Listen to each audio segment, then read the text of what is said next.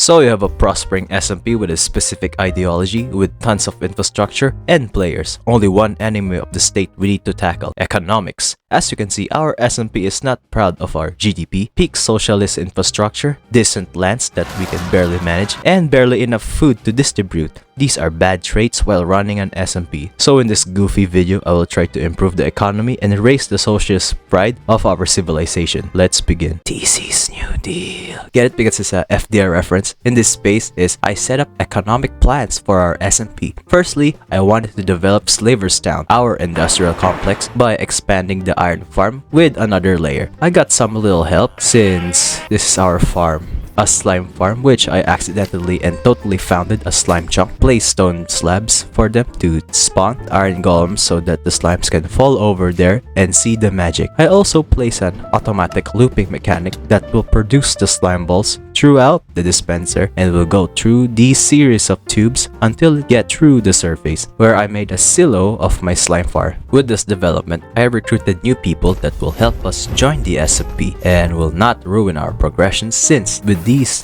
new farms, I can say we have a good booming economy.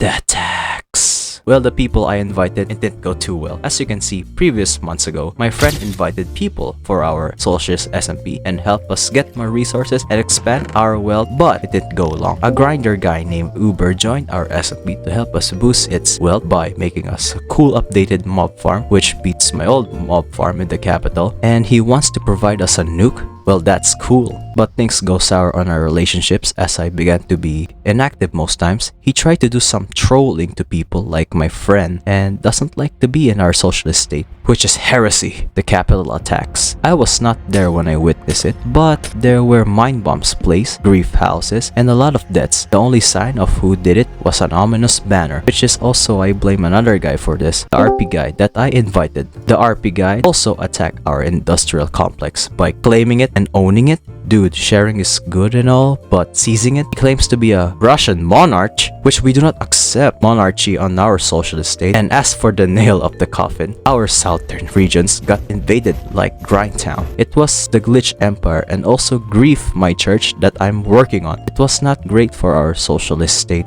Well, luckily, griefing is not allowed, so we just banish Uber for being a griefer and the RP guy for just being cringe. We liberated the Glitch Empire remains, especially the capital, which we claim the Glitch Empire is no more. This is definitely fair. Lesson learned: never inviting random dudes from an SMP you care for. The Dark Age. With the previous attacks, our SMP got into a dark age, so my economic plan needs to be enforced fast by quoting making the SMP great again. Anyways, to not forget the attacks, my SMP mates decided to make a monument to commemorate Cobranticus and other people who their houses got grief and deaths they lost on the attack of the capital. With this, we got cool looking builds in the capital, such as the great construction of a HQ, Brad's base, and more, which will help us on our improving the economy in the SMP. With new regions discovered, such as Vishoto, which only lived for a few days and died because the player owned it left, and Kolga, that is discovered by Brad, created a new settlement which I haven't seen yet. This is amazing progress on the dark age of the SMP, as Chernograd, the capital, is turning into a great capital town. Moving on, we still have an economy to fix. On Slaverstown, again, in order to get access on TNT for future nukes, we must make a creeper farm. To do that is to create a tall platform that reach almost the height limit, then you may start construction. I just followed YouTube, don't mind me. And you'll get more gunpowder once you AFK for enough time. And I also added new crop farms. Slaverstown is now putting 80% of the SMP's economy. Don't question the math. The exploitation of the poor. Now that our industrial complex in the socialist state is slowly recovering through a dark age, it's now time to make the real money, emeralds, by exploiting the poor, aka the villagers. Firstly, we'll start in the capital by improving it. I want to improve the villager breeder, which will be breeding a lot of villagers. This will take a while. Freak more harder! A massive sugar cane farm which will make profits very soon. A villager mall that I decided to put underground of our capital that will symbolize a downtown area where we will put our money makers, aka librarians. While working on this villager mall, I think to myself on how will I run this socialist system with only my hands? Well, simple, get more hands. By implementing a governor system. That's right, when being bored, I think of new things. Let me explain. I assign governors on every town, and I'll let them run in their respective towns. But the social system we establish in the capital is still in charge. They will just manage it, and all their progress is still mine. I mean, all their progress will be put into a government's efforts to keep a balanced socialist system.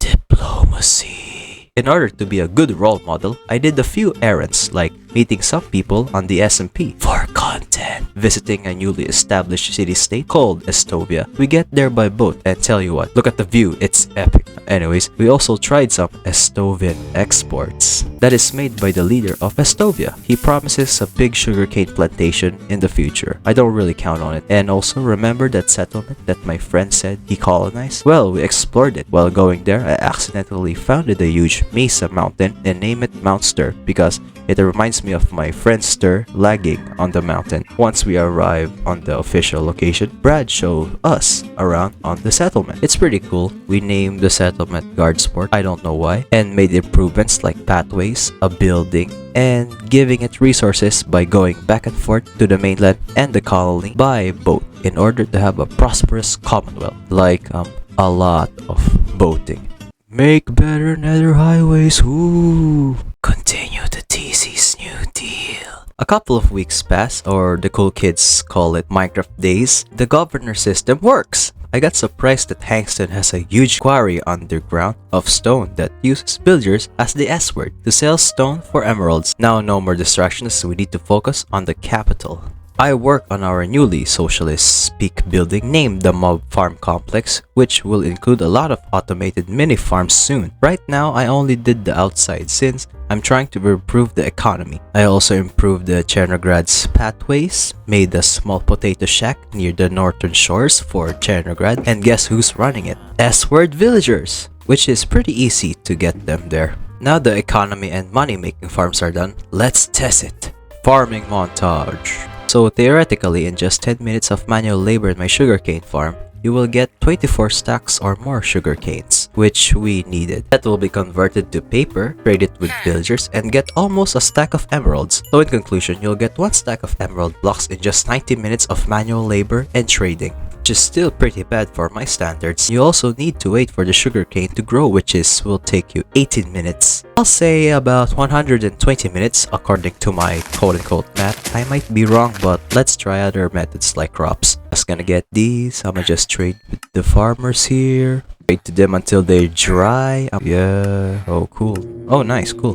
Basically, it's just the same with the sugarcane with 25 plus stacks of crops, trade with villagers, and get almost stack of emeralds.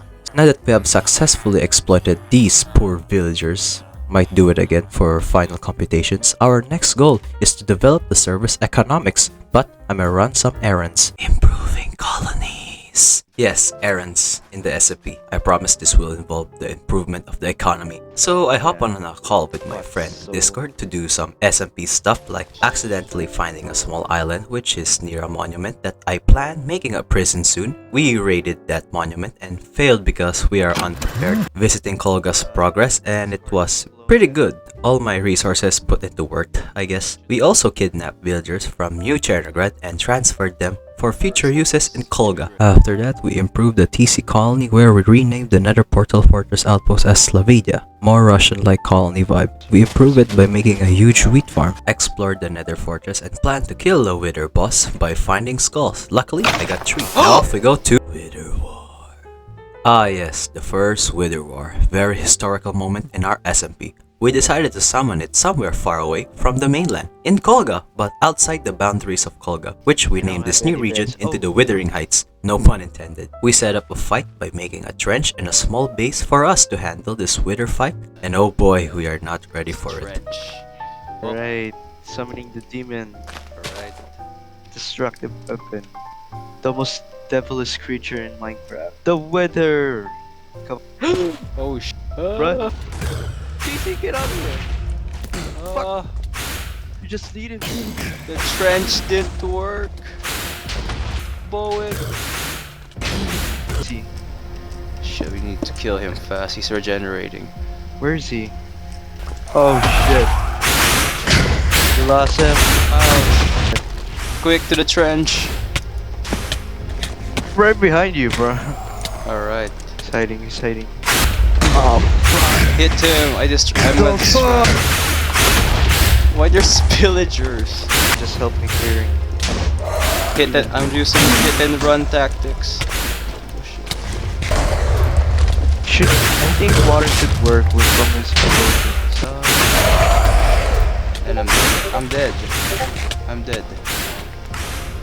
All hope is lost. Bruh, don't come outside. I think we should invite someone. I mean, no one's gonna play at this time. Never mind. Oh my. It's following Where you. is he? It's following you. You sure?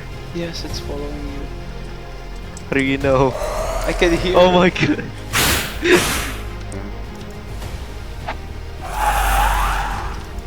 Right.